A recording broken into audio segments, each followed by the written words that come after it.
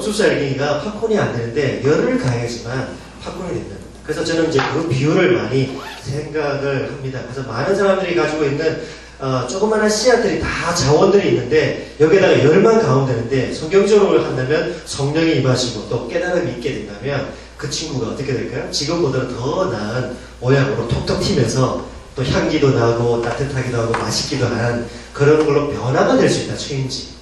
이제 그러려면 어떻게 하냐면 코칭적인 마인드를 가지고 리더십을 발휘하게 되면 내가 힘 안 들이고 상대를 갖다가 어떻게 해요?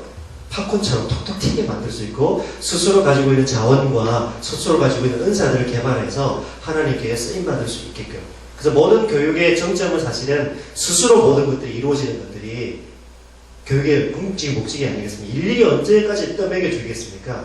스스로 깨달아서 스스로 자기가 원하는 삶을 살아갈 수 있도록만 조금만 자극해주면 되는데 그게 이제 코칭이라고 얘기하는데 그게 대해서 아마 그래서 전혀 모르시는 내용은 아니실 텐데 그런 것들 하나씩 조금 제가 짧은 시간이지만 원래는 이게 한 20시간 정도 해야 되는 프로그램인데 간단하게 워크숍도 할 수 있으면 좀 하고 지나가도록 하겠습니다. 제 이름은 이부승입니다. 부자 부자 이길 승자 쓰고 있는데 할아버님께서 부자가 되고 늘 승리하라 이런 뜻에서 이렇게 지어주셨는데 이름처럼 살고 있는지는 모르겠습니다만은 늘 이제 그런 마인드를 좀 살려고 하고 있고요. 이름을 거꾸로 하면 뭐가 되겠습니까?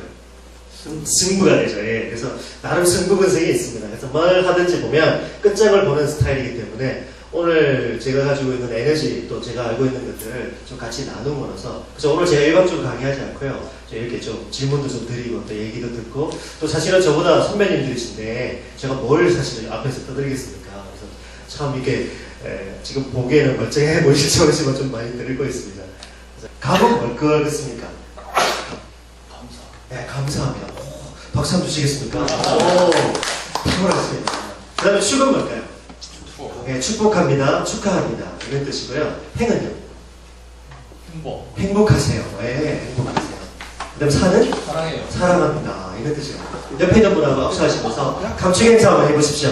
당신을 만나서 감사합니다. 축복합니다. 행복하세요. 사랑합니다. 네. 자, 코칭을 할 때 제가 제일 먼저 하는 단계가 이겁니다. 많은 CEO들이나 임원들 또 일반인들을 코칭하고 청소년도 코칭을 제가 할 때마다 만나면 먼저 이렇게 환영을 해줄 필요가 있어서 이렇게 합니다. 많은 사람들은 환영을 받고 싶어요. 누구로부터인지. 그렇죠? 만났는데 서먹서먹하면 안 되는 것이죠. 그래서 아마 이런 팁으로 여러분이 활용해 보시면 좋은데 어떤 사람을 만나시더라도 감축 행사를 한번 해보시면 참 그 사람이 일단 마음을 오픈하고 이 사람이 나를 좋게 보는구나 이렇게 이미지 메이킹을 하실 수가 있다는 것이죠. 해보시니까 나쁘시지는 않으시죠? 네, 감사합니다. 저는 이게 경찰청이라고 그래가지고 굉장히 경직되고 오자마자 경례를 붙이시길래 저도 어떻게 경례 붙이고 왔거든요.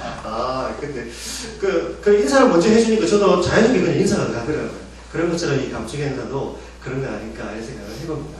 자, 앞에 있는 그림 보시고 지금 현재 우리 선생님들 우리 선배님들이 어떤 마음, 같은 마음이 있는 그림이 있으면 하나만 딱 골라보시겠어요? 자, 이 중에 같은 거.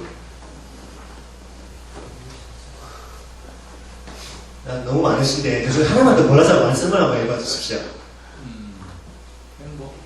네, 행복해. 와, 좋습니다. 또 불쾌는 안 보이시죠? 네. 또 어떤 게 제일 가까우신 거 하나. 지금 마음하고 같아요.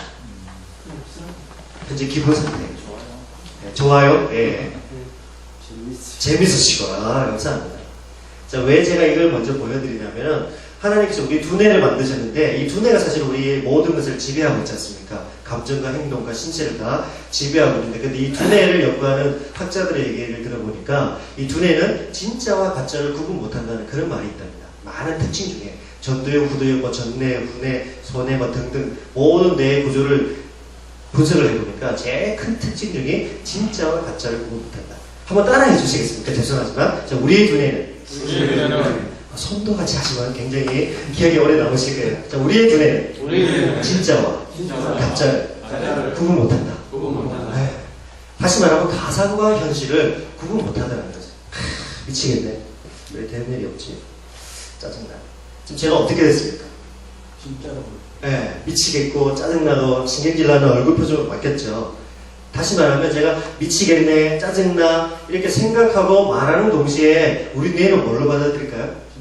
오, 우리 주인이 지금 미치려고 하는갑다, 짜증나는갑다 해가지고 얼굴 표정은 어떻게 했습니까? 제 얼굴 표정 자동으로 찡그러지고, 그쵸? 목소리는요 기어들어가고, 시선은 어떻게 되느냐 밑으로 가고, 어깨를 쳐지고, 손은 어떻게 하고, 고개는 도리도리 흔들고. 내가 미치겠네, 짜증나 이렇게 생각하고 말하는 동시에 우리 뇌는 아무 가상과 현실을 전혀 구분 못하기 때문에 그런갑다 해가지고 얼굴 표정을 싹 바꿔버리더라고요. 그러니까 마음도 어떻게 됩니까? 그렇게 가죠.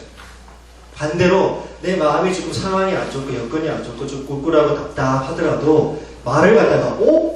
괜찮네? 한번 해볼까? 지금 제가 어떻게 됐습니까? 표정이? 네, 얼굴이 밝아지고 목소리는요 좋아지고 액션도 막 이렇게 되고, 그쵸? 어깨도 펴지고. 예.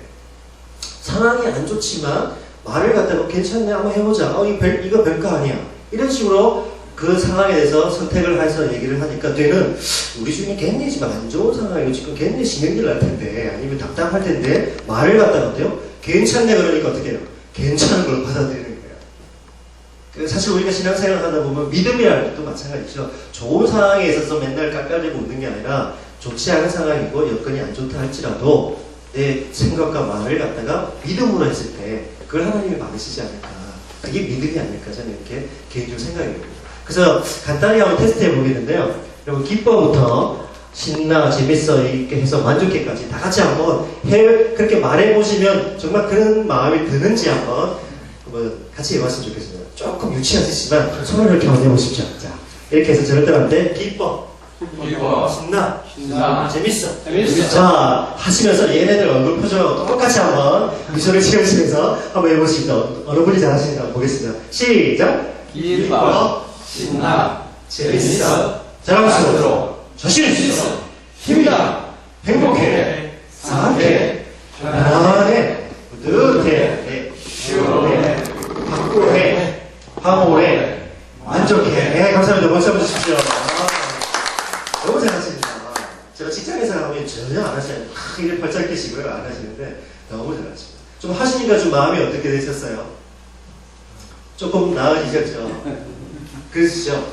그럼 저는 매일 아침에 일어나면 저희가 두 딸내미가 있는데 아침에 일어나자마자 뭘 하냐면 이 작업을 합니다. 서로 보고 야 오늘 좀 기쁘고 즐겁고 행복한 하루 보내자 하는 의미에서 이불로 그렇게 말하게끔 만듭니다.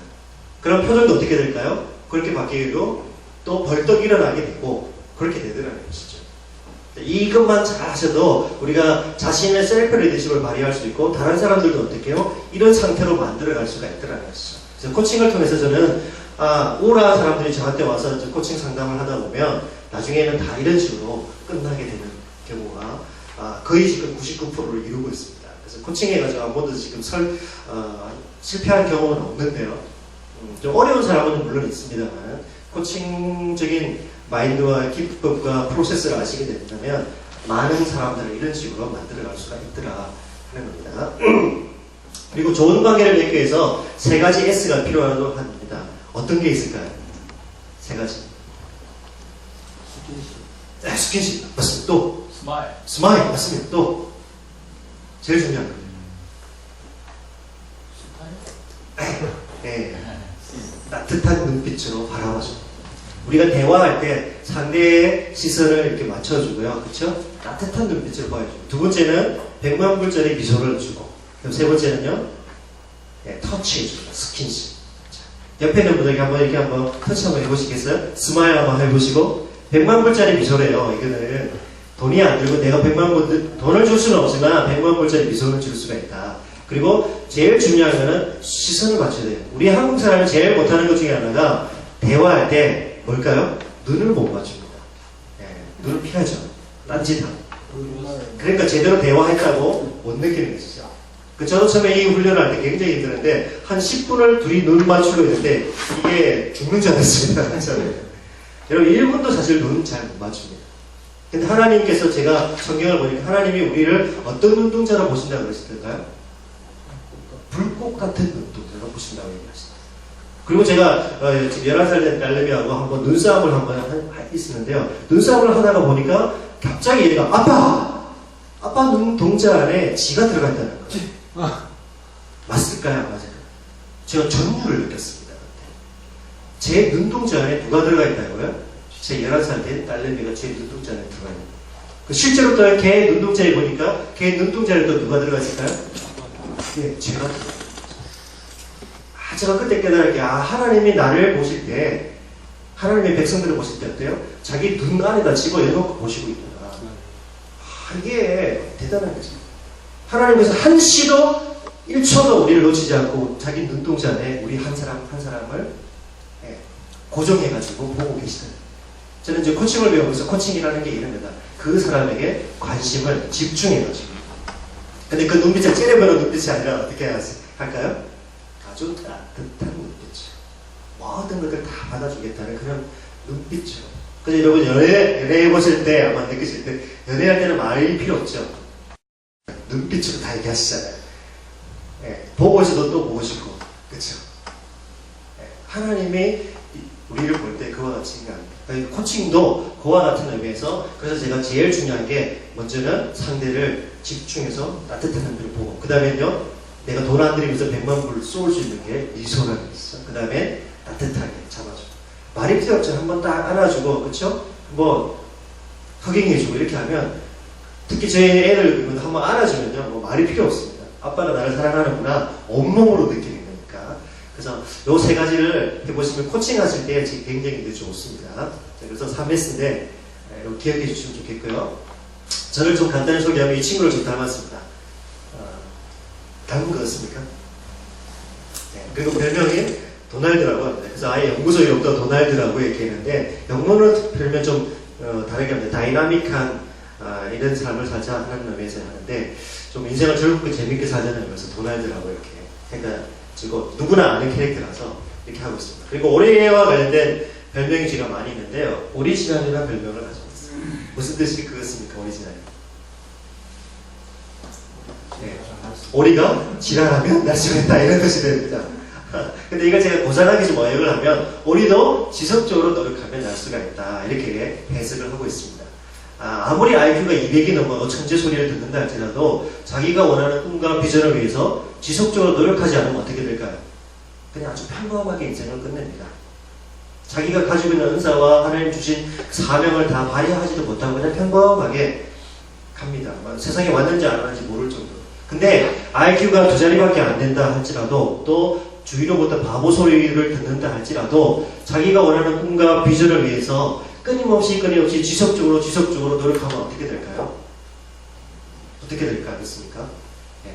세 가지로 바뀐답니다. 아주 탁월하고요, 아주 효과적이고요, 아주 성공적인 인생을 살아갑니다. 그래서 성경에 하나님이 예수님이 12제자 뽑았는데 보면 다 어떤 사람들 뽑았을까요? 두 번째 사람들이죠. 천재를 뽑은 게 아니라 그 사회에서 정말 비천한 사람들 뽑아가지고 하나님이 지속적으로 3년 동안 훈련시키시고 또 성령이 임하시고 그러니까 어떻게 세상을 뒤집어 놓은 사람으로 만들어 놓으셨고 그래서 하나님 예수님에 보면 제가 볼 때 예수님의 탁월한 코치셨다는 생각을 합니다. 12제자에게 그 리더십을 발휘하셔서 그 비천한 사람들, IQ도 모자라고 그렇죠? 공부도 못하는 그런 사람들을 훈련시켜서 가지고 세상을 뒤집어 놓았기 때문에 그래서 크리스찬들의 삶은 굉장히 엄청난 가능성이 있다 저는 이렇게 보는 거죠. 그래서 저도 지속적으로 지랄하는 것, 다시 말하면 지속적으로 노력하는 데는 저도 일가견이 있습니다. 왜냐하면 저도 IQ가 100 조금 넘거든요. 107인가 정도 나왔었습니다. 그러니까 공부 잘하는 애들이 또 뭐 IQ 좋은 애들 따라가려면 제가 방법이 없겠습니까? 뭐 얼굴이 잘 나겠습니까? 뭐 체력이 좋습니다. 별로 없는데 다른 거 하나 깡다감은 있어가지고 다른 친구들 체감을 위해서 저 2번씩 읽고 네. 다른 애들이 1시간 공부 저 2시간 하고 그런 방법밖에 없더라고요. 그러니까 나중에 알고 보니까 노력하는 사람은 당해낼 사람이 없다 하는 생각을 많이 가졌고 그래서 저도 지금도 한 1년에 한 300권 정도 읽고 대학교에서 이런 데서 강의하면 대학생들에게 이제 강하게 얘기하는데 1년에 책 100권도 안 읽으면 어디 가서 대학생이라고 말도 하지 말아서 이래하고 다니겠습니다. 네. 그만큼 우리나라 사람들이 책을 안 했습니다. 미국하고 우리나라하고 책 읽는 독서력의 경쟁률을 보니까 17대 1이랍니다. 미국 애들이 17권 읽고 있으면 우리나라는 그때 한 권 읽고 있다. 일본하고는 7대 1이랍니다. 그만큼 지력에서도 딸리고 있다는 것이죠. 특히 크리스찬들 젊은이들, 지금 제가 크리스찬 리더십 아카데미라 해서 부산 시내에 있는 청년들 대학생 모아가지고 매주 목요일마다 12주 동안 크리스찬 리더십 아카데미를 진행하고 있는데요. 그 친구들에게도 물어보면 책을 1년에 10권 읽을까 말까 그렇습니다. 참 통탄할 일입니다. 또 당연히 성경도 안 읽죠. 그러면서 청년 회장하고 있고요. 그렇더라고요. 그래서 그런 걸 팍 깨놓으면서 1년에 그래서 저희 아카데미 앞에 매주 책 읽고 독서관 내고 독후감 내고 발표하고 그런 훈련을 계속 하고 있는데 걔네들이 이제 아카데미 끝나고 나면 하는 얘기가 책 읽는 거 이렇게 소중한지 몰랐다. 새로운 습관이 하나 들었다. 자기 스스로 어떻게 살아야 될 것을 길이 보이더라. 이런 얘기를 하더라고요. 그래서 저는 이제 오리지널 정신으로 지금도 살아가고 있고 또 많은 젊은이들에게 그렇게 얘기를 해주고 있습니다. 그런 의미에서 옆에 있는 분에게 아마 악사하셔서 오리지널 합시다. 자. 예. 제가 볼 때 이렇게 목요일마다 모여서 직장인들이 사실 쉬고 싶으실 텐데도 이런 세미나 하시고 또 이런 아카데미 하시는 거는 제가 볼 때는 대단하시고 또 이게 참여하신다는 것 자체도 정말 너무나 훌륭하신 그런 선택이 아니신가. 그런 의미에서 서로 한번 격려해 주실까요? 예, 정말 잘하고 계시다고 합니다. 네, 격려 한번 해주시죠, 저는. 잘하고 계십니다. 좋습니다. 자, 그러면 오늘 코칭에 대한 얘기를 좀 하기 전에 보시면 제 둘째 딸내미거든요. 예, 작년 여름에 이렇게 하고 애들이 돌아다니고 있습니다. 딸내미 지금 6살 됐고요. 지금 11살 된 초등학교 4학년 이제 첫째 딸내미. 그래서 11살 된 딸내미 하나, 6살 된 기집애 하나. 그래가지고 제가 딸기 아빠라고 합니다. 여기 혹시 딸내미만 있는 분 계세요? 자주 자오 나중에 싫은 시간 제 얘기하시면 좋겠는데 지금 제가 딸기 클럽을 만들고 있습니다. 뭐 주위에서 아들 낳으라 그러면 저는 아들 싫거든요. 제가 어머니한테 하는 짓을 보니까 아들 별로 이렇게 그 딸이 있고 집에 이제 여자만 셋이 있는데 너무 좋습니다. 가서 쉬고 싶어도 쉴 수가 없고 저들 얘기하는데 얼마나 화기애애하죠. 지금 여러분들 만나니까 아빠 좀 잘 봐달라고 이렇게 잘 봐주실 거죠? 예. 저희 가족 사진도 그렇습니다. 저는 지금 현재 그 한국코치협회 프로코치로 활동하고 있고요. 개인 연구소를 하고 있고, 크리스찬 리더십 아카데미에 제가 이걸 제 사진 프로필에 자랑스럽게 얘기합니다. 저는 크리스찬으로서 젊은이들을 키우고 있는 그런 일을 한다. 이렇게 얘기하고 있고, 뭐, 기타 기업에서 이제 주로 강의를 프로나 이틀, 또 아니면 전체 사원들, 그 다음에 임원이나 CEO나 이런 분들은 경영 코칭, 비즈니스 코칭, 이렇게 또 팀은 팀대로 코칭을 이렇게 해주고 강의도 하고 코칭도 하고 예전에 컨설팅 했는데 요즘은 이제 코칭으로 많이 전환이 되고 있습니다. 그래서 오늘 코칭에 대한 이해를 좀 하시면 교회에서든지 아니면 지금 현재 직장에서든지 응용하실 수 있는 게 굉장히 많이 아마 있으리라 이런 생각이 듭니다. 자, 그래서 코칭은 제가 한마디로 얘기하면 상대를 어떻게 하냐면 웃게 만들어주는 것이다. 어떻게 해요? 스스로 자기가 원하는 것을 찾고 그것을 어떻게 이룰 것인가 방법까지 본인이 스스로 만들어서 실행할 수 있도록 도와주는 게 코칭이라고 합니다. 그러니까 코칭을 하면 그래서 얼마나 기쁜지 모르겠습니다. 그러니까 상담을 하게 되면 치유를 해야 되잖아요. 그럼 과거의 아픈 상처, 힘든 거 그런 것들이 막 이렇게 얘기되는데 상담을 하시면 굉장히 힘듭니다. 그 얘기 다 들어줘요. 근데 코칭은 미래지향적으로 앞으로 어떻게 살 것인가에 대해서 목표를 정확하게 만들어주고 그 이루기 위해서는 지금부터 어떻게 할 것인가 전략과 방법을 스스로 찾을 수 있도록 도와주는 것이 코칭이기 때문에 그렇습니다. 자, 그래서 리더에게 필요한 핵심의 8가지 역량이 있는데요. 자, 같이 한번 읽어봐 주시겠습니까? 시작. 비전력, 역시 중도능력, 관계 능력, 신뢰 능력, 성과 능력, 힘을 높여주는. 예, 이게 이제 미국에서 많은 리더들을 약 1000여 명의 리더들만 인터뷰해가지고 골라내고 해서 공통점을 압축해 보니까 6가지의 핵심 역량이 나오더라고요. 리더들. 첫 번째는 뭐냐면 리더는 반드시 비전을 공유해야 된다. 여러분 비전을 만드는 게 중요한 게 아니고요. 리더는 어떻게 해요? 그 만들어진 비전을 어떻게 소통하느냐가 중요한 것입니다. 공유라는 말이 그래서 중요한 거죠. 나만 가지고 있는 비전을 제대로 전달 못하고 제대로 공유 못하면 어떻게 될까요? 그냥 나만의 비전으로 끝나는 거예요. 근데 리더는 자기만의 비전을 이루는 게 아니라 자기와 관계되어 있는 사람들하고 같이 같은 방향으로 같은 성과를 낼 수 있도록 공유가 되어야 된다. 그래서 지금 우리나라 한국에도 지금 리더십의 제일 문제가 소통의 문제 아닙니까? 소통이 잘 안 되는 거. 다시 말하면 공유가 안 된다는 것이죠. 자기가 가지고 있는 원대한 꿈이 있다 할지라도 그것을 원활하게 소통이 되어야 된다. 그러려면 어떻게 해야 되겠습니까? 대화하는 스킬이 필요한 것이죠. 상대에게 맞게 상대의 입장에 서서 나의 공유를 어때요? 비전을 공유해야 할 수 있는 능력이 필요합니다. 두 번째는 리더는 반드시 지금의 현재에 머무르지 않고 어떻게 할까요? 혁신을 추구해야 됩니다.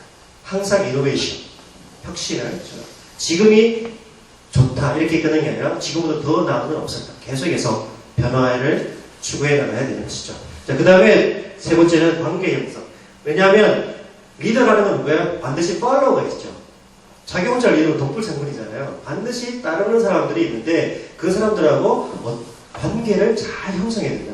인간적으로나 또 우리 크리스찬적인 경우는 어떻게 영적으로도 영성으로도. 그러니까 영성과 실력을 저는 청년들에게 요구를 합니다. 영성도 갖춰야 되고 또 사회에서 전문성도 갖춰야 되고 능력도 갖춰야 된다. 그래야지 하나님의 영광을 쓸 수 있지. 그것이 불균형이 이루어지면 안 된다. 그래서 크리스찬들 보면 자기들끼리만 노는 경우가 너무 많아요. 그렇죠? 안 믿는 애들하고는 안 만난다는 거죠. 아예. 그래가지고는 안 돼요. 예수님이 세상 속으로 오셨지 세상과 분리돼가지고 하신 게 아니라 세상 속에 직접 오셔서 그 가난한 사람들, 불의한 사람들, 죄인들을 직접 만나고 하시면서 변화시키신 분이시지 뭐 별천지에서 이렇게 하신 게 아니시라는 것이죠. 우리 크리스찬들도 마찬가지. 그래서 관계 형성. 나를 좋아하는 사람이든 나를 싫어하는 사람이든 나를 비난하는 사람이라도 할지라도 그 사람하고 어때요? 관계를 맺을 수 있는 것. 그래서 내가 좋아하는 사람하고 관계 맺는 건 누구나 하죠. 그러나 나를 미워하고 나를 적대시하고 나를 안티거는 사람도 나의 편으로 만들 수 있는 능력. 이게 필요하다. 이제 그러려면 진정성이라는 게 필요하죠. 순수성이라는 게 필요하고 인간의 관계에 있어서. 그로 인해서 구축이 되는 게 뭘까요? 믿음을 서로 간에 신뢰성을 갖추게 됩니다. 아, 저 친구 말이라면 믿을 수 있다. 다른 사람에게 내가 믿음을 줄 수 없다면 그 사람은 어떻게 리더가 될 가능성이 없습니다. 저 사람이 뭐 하나 얘기하더라도 믿을 수 있다고 얘기하면 그 사람은 리더고요. 저 사람이 말하면 저는 아니야. 이렇게 되면 마음속으로 이미 리더가 아닌 것이죠. 그래서 리더십의 또 제일 큰 덕목이 신뢰성이라는 믿음이라는 것이죠. 신뢰. 내가 신뢰를 주고 있느냐. 뭐 가깝게는 지금 배우자에게, 가족들에게, 또 직장 동료에게에서 신뢰성을 내가 받고 있느냐, 신뢰를 받고 있느냐 생각해 보실 필요가 있는 것이죠. 또 반대로 얘기하면 지금까지 관계하셨던 많은 분들 중에 내가 정말 믿고 따를 수 있는 그런 분들이 내 주위에 많이 있다. 그럼 굉장히 행복하시잖아요. 그렇지 않습니까? 네. 언제든지 마음 터놓고 얘기할 수 있기 때문에. 그리고 이제 다섯 번째는 리더는 절대 말로 끝내는 사람이 아니라 어떻게 해요? 반드시 성과, 퍼포먼스가 나야 된다. 시너지를 내야 된다. 1 플러스 1은 2가 아니라 1 플러스 2는 100도 되고 1000도 될 수 있게끔 성과가 나타나야 된다. 말로 끝내는 사람은 많죠, 사실은. 말은 화려해요. 뭐 할 것처럼 다 하는 결국 뒤에는 빼는 사람들 많은데 리더는 책임까지 지는 사람. 성과도 내지만 책임도 지는 사람. 네.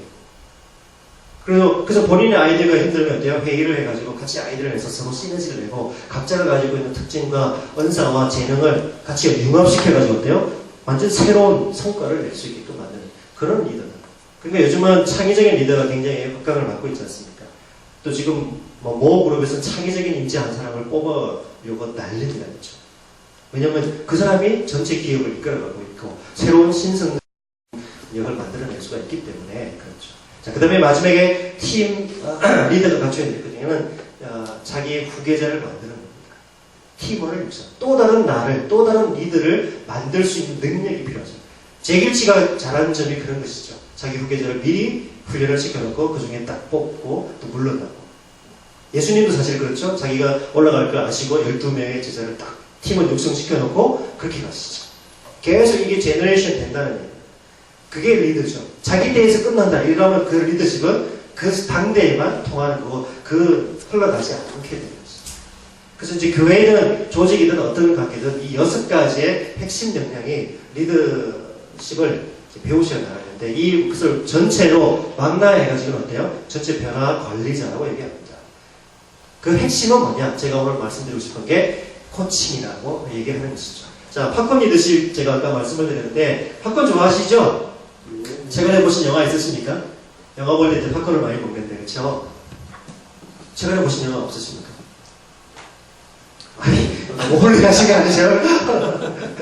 한 달에 한두 편 정도는 꼭 한번 보시면 좋겠습니다. 어떤 영화든지. 왜냐하면 또 세상이 어떻게 돌아가고 문화 코드가 어떻게 되는지 이런 것도 있고 또 나름의 여유도 있는데 제가 이제 팝콘을 생각하면서 느꼈던 게 뭐냐면 우리가 톡톡 튈 수 있는 8가지 조건이 있는데 8가지 색깔의 열이 있답니다. 그걸 우리나라 쌍기역으로 된 한 글자로 된 건데 어떤 것들이 있을까요? 한 글자로 된 거.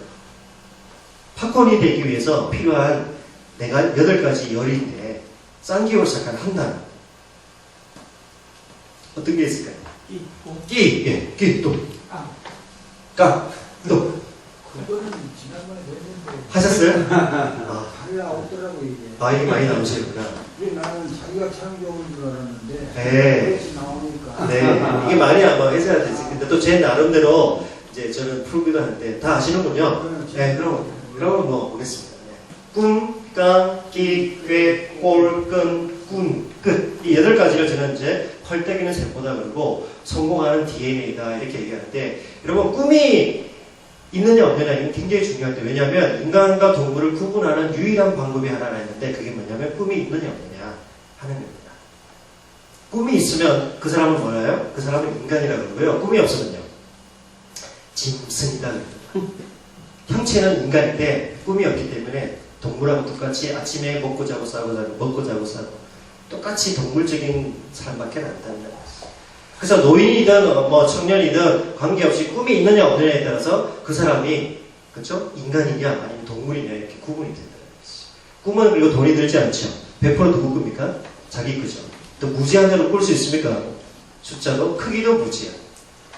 그리고 꿈을 꾸면 반드시 어떻게 될까요? 이루어지게. 그러니까 하나님 계속해서 예언서를 통해서도 꿈을 가져라, 환상을 가져라, 그렇죠? 그렇게 얘기하시는 거예요. 그래서 여러분 70대 노인이라도 꿈이 있으면 그 사람은 청년이고요. 20대 청년이라도 꿈이 없으면 뭘까요? 아무것도 아닙니다. 제가 지금 청소년들, 대학생들, 청년들에게 꿈이 있느냐 물어보면 애들이요 한 300명 모여있으면 10명 손 들고 말도 안 했어요. 꿈을 잃어버린 세대가 됐어요. 너무 풍요로운 시대가 됐기 때문에. 그래도 왜 우리 지금 여기 선배님들 경우에 어때요? 그 어려운 시절에 꿈을 가지고 잘 살아보자는 그 꿈과 비전 등등 또 내 대에서 이 가난을 물리치고 내 후손을 잘 살게 해주겠다 그런 비전과 꿈들이 있으셨죠. 희생을 하시고. 지금 세대에 그런 걸 모릅니다. 그렇죠.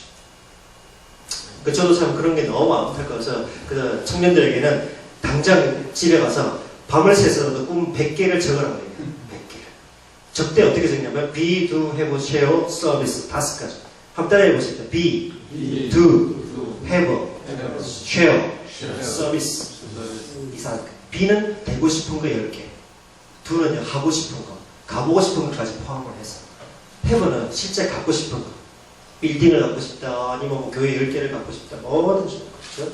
그 다음에, 쉐어는 나누고 싶은 거, 기부하고 싶은 거. 그 다음에 서비스는 봉사하고 싶은 거. 이 5가지 영역으로 각각 적어서 100개 이상을 만들어놔야 합니다. 그래야지 자기 가슴이 뛸 거 아니겠어요. 살아가는 뭐 이유가 있다는 것이죠. 그리고 하나님께 기도할 근거가 되는 거예요. 하나님은 우리에게 하고자 하는 소원을 두고 행하신다고 했었죠. 우리를 로봇처럼 이래라 저래라 하시는 분이 아니시죠. 하나님. 인격체 하나님이니까 우리 마음에 선한 마음을 가지고 하나님이 주신 소원을 따라서 하나님을 네가 할 때. 그러니까 다윗에게 하나님이 하셨던 마음이 합한 자다. 다윗의 마음과 나의 마음, 다윗의 소원과 하나님의 소원이 합쳐졌기 때문에 그게 기쁘셨다는 거죠. 그렇죠? 그래서 우리 안에 이 꿈에 대한 것을 분명히 가지고 그리고 꿈만 있으면 되는 게 아니라 뭐도 있어야 될까요? 경상도 말로 깡다구가 필요한 거죠. 열정, 패션이라고 얘기합니다. 3박 4일 밥 안 먹어도 그 일에 미칠 수 있는 상태, 재밌는 거, 흥분되어 있는 상태. 누구도 못 말리는 그런 열정이, 그쵸? 저도 이제 대학 다닐 때 3박 4일 밥 안 먹고 잠을 안 자도 그때 한참 제자훈련을 하고 기회가 있을 때는 그게 기뻐가지고 그냥 미친 듯이 대학 8년을 보냈어요. 제가 대학 1학년 때 하나 믿었는데 하나님, 그때 제가 88학번이거든요, 참고로. 88학번. 그때 노태우 정권이고, 물러가다가 제가 고등학교 때 데모했던 사람인데, 대학교도 데모하러 들어가려고, 운동권 들어가려고. 전대역 한청년 그때 한참 그랬을 때, 그게 들어가려고 대학교 들어갔어요. 과도 정치외교학과더라고요.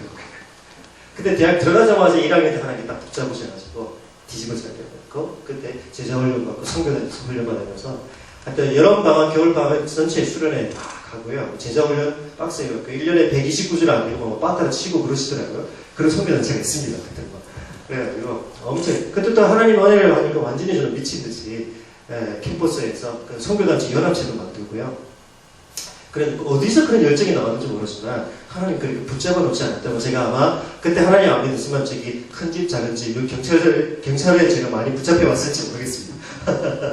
그랬었는데, 하나님 그렇게 변화를 시켜주지 않았고, 제 안에, 그것만 생각하면 제 안에 뜨거움이 있습니다. 그러니까 예수님의 신앙도 그런 열정이 있지 않았었을까, 이런 생각을 해봅니다. 그래서 그 높은 보좌를 놓고 이 땅에 오셔서 우리를 사랑하는 그걸 보여주기 위한 그런 열정. 우리 청년들에게도 제가 그런 걸 많이 요구를 하고 있거든요. 젊을 때 뭐 할 거냐? 꿈을 가지고 하나님께 나가셔야지. 한 번 사는 건데, 뜨겁게 살아야지. 군대 가서도 노래 하는 거 보면, 사랑은 어떻게 해야 된다고. 뜨겁게, 아주 뜨겁게, 이렇게. 그래서 경상도 말이 참 나오고 좋은 겁니다. 깡다.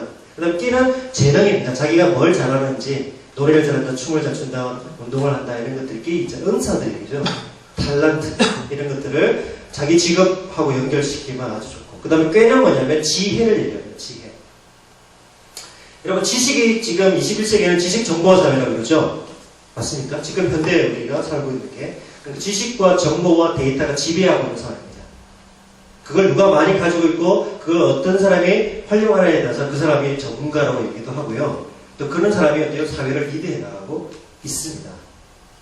그런데 성경은 뭐라 얘기하냐면 지식과 정보 이것보다 더 중요한 게 뭐냐면 지혜라고 얘기하죠. 많이 알고 정보를 가지고 있다 해가지고 그 사람이 제대로 할 수 있느냐? 그렇지 않죠. 제가 좀 비관한 예를 든다면 토익을 뭐 100점을 받았다, 만점을 받았다 하더라도 외국 사람을 만나가지고 쭈삐쭈삐하고 말 한마디 못하면 무슨 소용이냐. 근데 내가 전혀 영어를 잘 못하고 몇 마디밖에 몰라도 외국 사람 만나가지고 바디랭귀지를 하든 뭘 하든 해가지고 그 사람하고 의사소통을 해서 뭔가 결과물을 만들어냈다. 그러면 어떨까요? 그 사람이 짱이 아니겠습니까? 이게 이제 지혜라는 얘기입니다. 내가 많은 것을 알아야지 많은 걸 할 수 있다. 이런 것을 착각에서 벗어나는 것이죠. 내가 조금만 알아도 그것을 지혜롭게만 활용한다면 얼마든지 영향력을 발휘할 수 있기 때문에. 그래서 지혜로운 사람을 길러내야 된다. 이런 생각을 좀 해봅니다.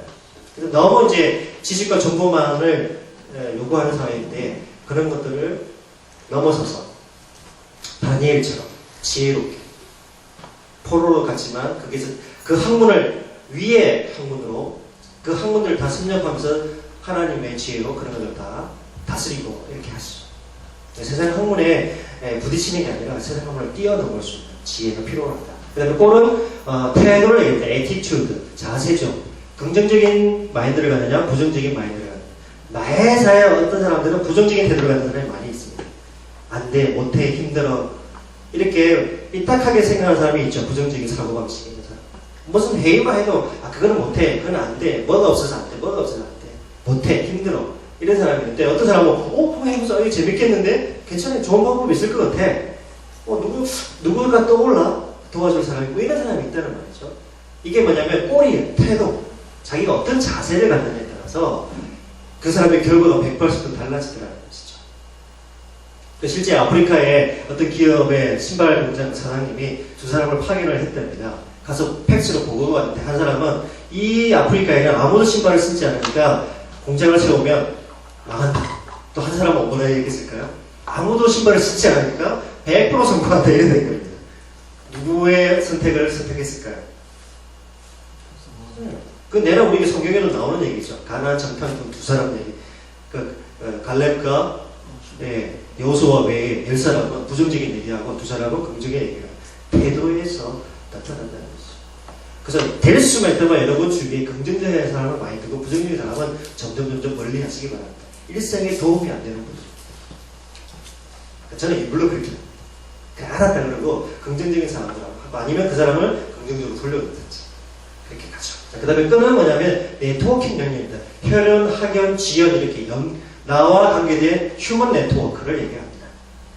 정치, 경제, 사회 여러 분야에 특히 저는 이렇게 네트워킹을 하라 할 때 어떻게 하냐면 자기 수준보다 훨씬 1.5배나 2배 이상 자기보다 수준이 높은 사람들하고 관계를 맺으라고 얘기합니다. 왜냐하면 고만고만한 사람하고 자기보다 수준이 낮은 사람하고 관계를 맺으면 발전이 있을까요? 없을까요? 발전 자체가 없습니다. 그래서 저는 청소년들에게 유명한 사람들 만나서 사인받고 하는 거 굉장히 제가 환영해 줍니다. 그래, 만나서 저 누구도 만나요. 예전에 여러분 빌 클린턴이 존 F 케네디를 만나서 악수 한번 함으로 대통령의 꿈을 꿉니다. 누구를 만나냐, 어떤 사람하고 연결이 되어 있느냐에 따라서 그 사람의 인생이 180도 달라지게 된다는 것이죠. 그래서 이 네트워킹은 온라인, 오프라인 관계하지 않고 나를 발전시키고 성장시킬 수 있는 그런 사람들하고 만나가시는 게 굉장히 중요하다. 또 이렇게 직장 내에서도 이렇게 관계, 직장 신호를 통해서 계속 더 돈독한 관계를 가지고 신앙적으로나 또 사회적으로나 직장 생활에 있어서나 이런 것들이 서로 어떻게 해줘야 될까요? 보완해주고 보충해주고 도와주고 그런 일이듯이. 그 다음에 7번째 Q는 뭐냐면 프로라고 얘기합니다. 전문가라고 얘기하죠. 자기 분야의 탑 리더가 되기 위해서는 그 분야의 지식과 경험을 충분히 가져서 누구도 무시할 수 없는 전문가가 되어 있어야 됩니다. 아무도 까불지 못해. 그 분야에 자격증이 몇 개 있든, 그렇죠? 아니면 캐리어가 분명하시든지, 그렇게 해야지 어떻게 그 사회를 이끌어가고 그 조직을 이끌어갈 수 있고, 또 선한 영향력을 미칠 수가 있더라는 것이죠. 그래서 저는 이제 청년들이 될 수만 있다는 너네들이 탑에 올라갈 수 있도록 준비해라. CEO가 되든지, 그 조직에 들어가면 회장을 하든지, 그렇게 합니다. 저는 기독동아리연합회 3대 의장을 했는데요. 연합회장을 하니까 리더십을 얼마든지 발휘할 수 있는 거예요. 제가 하고 싶어요. 그렇다고 뭐 제가 독단적으로 한 게 아니라 끌어갈 수가 있더라고요. 그러려니 어떻게 제가 배워야 되겠고 해야지 뭐 얘기하더라도 얘기가 통할 거 아니겠습니까? 그렇게. 그 다음에 마지막 하나는 끝입니다. 엔딩이 좋아야 된다. 좋은 결과다. 이렇게 얘기합니다. 이 8가지를 리더십을 잘 가지고 팝콘 리더십처럼 이렇게 된다. 이렇게 말씀을 드리고, 그리고 다른 사람 속에 숨어있는 이 8가지 열을 스스로 발견하게끔 해주고, 너 안에 꿈이 있고 열정을 불태우고 지혜를 발휘하고 재능을 찾아내고, 그쵸? 그 다음에 태도를 긍정적으로 가지면서 더 좋은 사람들하고 많은 열을 맺고, 그 다음에 어떤 분야의 전문가가 되기 위해서 끊임없이 노력한다면 어떻게 해? 너는 정말 멋진 리더가 될 것이다. 이렇게 얘기해 주는 게 코칭 리더십이라고 얘기합니다. 자, 그래서 이거는 말로 끝내면 아마 기억 못하실 텐데 이미 또 배우셨으니까 이걸 저는 어떻게 하냐면 모든 교육은 세포와 근육 속에 이뤄야 된다고 생각합니다. 따라 한번 해보시겠어요? 세포와 근육 속에. 예, 여러분 이 세포와 근육 속에 들어가야 돼요. 그러니까 하나님께서 신비의 세계라고 얘기하시죠. 이게 세계 들리지 않으면 한 귀로 들었다 한 귀로 끝나기 때문에. 그런데 저를 따라서 한번 해보겠습니다. 몸도 푸실 겸 손을 앞으로 나가게 하시고, 자, 저를 따라합니다. 오른손을 이렇게 쓸어 내리시면서 기, 회, 꼴, 끝. 자, 이런 거 빨리 한번 해보겠습니다. 시작. 네, 좋습니다. 자, 이걸 가지고 저는 워크숍을 또 진행합니다. 꿈 가지고도 3시간 하고요. 깡 가지고도 3시간을 이렇게 해서 실제로 이게 세포와 근육 속에 들어가게끔 만들어요. 그렇게 해서 정말 펄떡이는 세포가 돼서 자기 자신을 갖다가 이끌어가고 또 그것이 어때요? 다른 사람에게 영향을 미치게끔. 저 코칭을 하는 것도 이 8가지를 물어봅니다. 너 안에 꿈이 있느냐? 너가 뭘 하면 지금 열정이 일어나냐? 너 안에 어떤 은사가 있느냐? 스스로 발견하게 계속 물어본다는 것이죠. 그리고 이제 그 외의 단어를 쭉 찾아보니까 꾹 참고 해야 되고요. 그 다음에 어떻게 해야 됩니까? 반드시 해야겠다. 그래서 성공하려면 꼭 인내력이 필요하죠. 그 다음에 꼭 반드시 해야겠다는 거. 그 다음에 잡으면 절대 놓치지 않고 꽉 잡고 가야 되고. 그쵸? 그 다음에 깨가 쏟아지고 끝발 있고, 그 다음에 꽃처럼 향기롭고, 꿀처럼 달콤하고, 늘 끌끌끌끌 웃으면서, 그리고 깽가리 소리처럼 어때요? 신나고 즐겁게 자기의 인생을 디자인하면 좋겠다는 거예요. 그래서 저는 이제, 강의를 이제 청소년들을 대상으로 하면 비전 특강을 많이 하는데요. 정말 그 친구들이 비전을 가지게 됐을 때, 자기 인생이 멋지게 디자인이 될 뿐만 아니라 그걸 어떻게 이룰 것인가에 대한 방법을 스스로 찾아가더라는 것이죠. 자, 그래서 여러분이 자신의 리더십도 한번 생각해 보시고 또 다른 사람의 리더십도 좀 개발해 주는 것으로 이 8가지를 잘 활용해 나가신다면 멋진 영향력을 발휘하지 않으실까 이런 생각이 듭니다. 여기까지 하고 잠시 쉬었다가 다시 이제 코칭에 대한 전반적인 이해를 좀 말씀드리고 오늘 마치도록 하겠습니다. 감사합니다. 네.